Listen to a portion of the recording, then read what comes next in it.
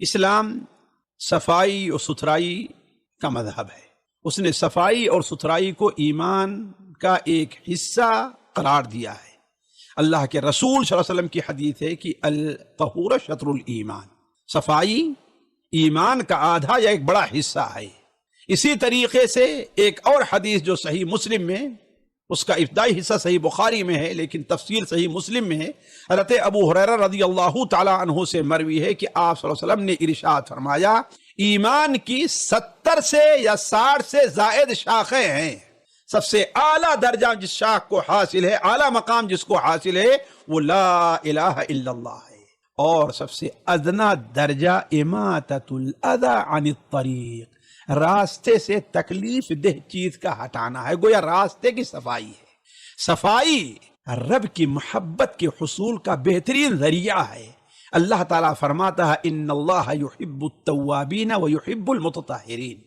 ساتھیو، صفائی اور ستھرائی ایک طرف جہاں اللہ تعالیٰ کو محبوب ہے، وہیں دوسری طرف ایک انسان کے مہذب اور سلیم الفطرت ہونے کی علامت ہے۔ نیز تیسری طرف انسان کے لیے بہت سی بیماریوں سے بچنے کا ذریعہ اور سبب ہے۔ اسی لیے دیکھیں گے کہ اسلام میں نے مسلمانوں کو صفائی اور ستھرائی کی ترغیب اور تعلیم دی ہے۔ مجھے ایک حدیث یاد آئی جو سنن ابو داؤد میں، سنن نسائی میں، مسند احمد وغیرہ میں حضرت جابر بن عبداللہ رضی اللہ تعالیٰ عنہ سے مروی ہے کہ ایک بار اللہ کے رسول صلی اللہ علیہ وسلم ہمارے یہاں تشریف لے آئے۔ آپ نے ایک شخص کو دیکھا کہ اس کے بال بکھرے ہوئے ہیں، پھیلے ہوئے ہیں۔ آپ نے فرمایا کیا اسے کچھ ملا نہیں؟ یعنی اسے تیل نہیں ملا، کنگھی نہیں ملی کہ اپنے بالوں کو درست کر لیتا؟ پھر دوسرا ایک شخص آیا، آپ نے اسے دیکھا کہ اس کے کپڑے بالکل گندے ہیں۔ آپ نے فرمایا کیا اسے پانی بھی نہیں مل سکا کہ وہ شخص اپنے کپڑے کو دھول لیتا؟ اسی لیے دیکھیں اسلام میں سنن فطرت جنہیں قرار دیا ہے، 10 چیزیں آگے بڑھ کر کے 13 چیزیں ہیں جو سنن فطرت سب کے سب انسان کے بدن، عموماً جو چیزیں ہیں انسان کے بدن سے متعلق ہیں، اور انہی چیزوں سے متعلق ہیں جس کی وجہ سے انسان کا بدن صاف اور ستھرا رہا کرتا ہے۔ اسلام نے مسلمانوں کو صرف اپنا بدن ہی صاف کرنے کی تعلیم نہیں دی ہے، بلکہ اپنے کپڑے کو بھی صاف کرنے کی تعلیم دی ہے۔ نبی صلی اللہ علیہ وسلم پر بالکل ابتدائی مرحلے میں جو وحی نازل ہوئی، جو آیتیں نازل ہوئیں، ان میں ایک آیت یہ بھی تھی کہ وَثِيَابَكَ فَطَهِّرْ، آپ اپنے کپڑے کو پاک اور صاف رکھیے۔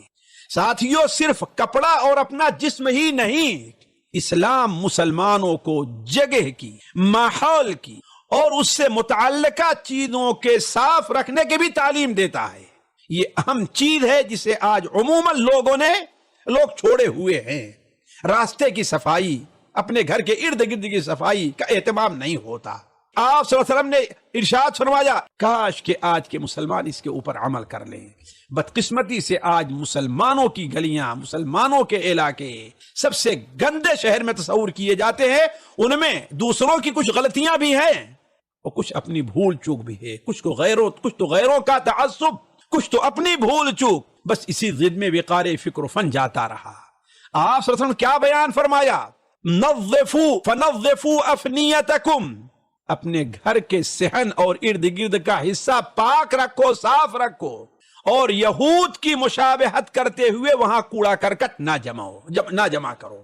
لہذا ساتھیو، ان ایام میں مسلمان قربانی کرتے ہیں جس کی وجہ سے شہروں میں، گلیوں میں گندگیاں پھیل جاتی ہیں، جس سے لوگوں کو نفرت ہوتی ہے، بعض لوگوں کے جذبات مجروح ہوتے ہیں۔ اسلام اسے قطعاً پسند نہیں کرتا۔ لہذا ہم تمام مسلمانوں کو چاہیے کہ اسلامی آداب کو ملحوظ رکھتے ہوئے حکومتوں اور کمپنیوں کی اس سلسلے میں ان کے ساتھ تعاون کریں، صفائی کا خصوصی خیال رکھیں۔ اللہ تبارک و تعالیٰ سے دعا ہے کہ اللہ تعالیٰ آپ کی قربانیاں قبول فرمائے۔ والسلام علیکم ورحمۃ اللہ وبرکاتہ۔